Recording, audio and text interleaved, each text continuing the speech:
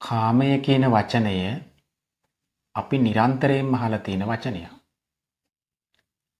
විශේෂයෙන්ම මේ කාමය කියන වචනය අර්ථය බොහෝ දෙනා නිසි ආකාරයෙන් වටහාගත්තු බවක් පෙනෙන්නට නැහැ. කාමය කියලා අදහස් කෙරෙන්නේ අපි කැමති දේ. යං ඉච්ඡිතං තං කාමං කියලා සඳහන් වෙනවා බුද්ධ දේශනාවේ. අපි කැමති දේ. එය තවදුරටත් විග්‍රහ කරනවා නම් මේ අවට පරිසරයේ තියෙන අපිට අත්විඳින්නට දකින්නට ලැබෙන කිසිම දෙයක් කාමය නොවේ. එහෙනම් මොකක්ද කාමය කියන්නේ?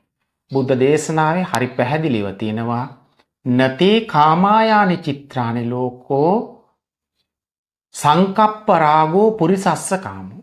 එහෙමනම් මේ ලෝකයේ තියෙන බාහිරව තියෙන කිසිම දෙයක් කාමය නොවේ.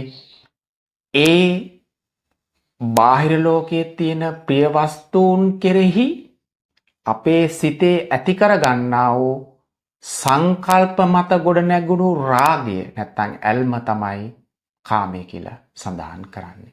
එහෙමනම් මේ ලෝකේ පවතින බාහිර කිසිම දෙයකට චෝදනා කරන්නට එපා. කාමය හටගන්නේ අපේ මේ සංකල්පීය රාගයත් එක්ක මුසු වෙච්ච හිතේ කියන එක විශේෂයෙන්ම තේරුම් ගත යුතුයි.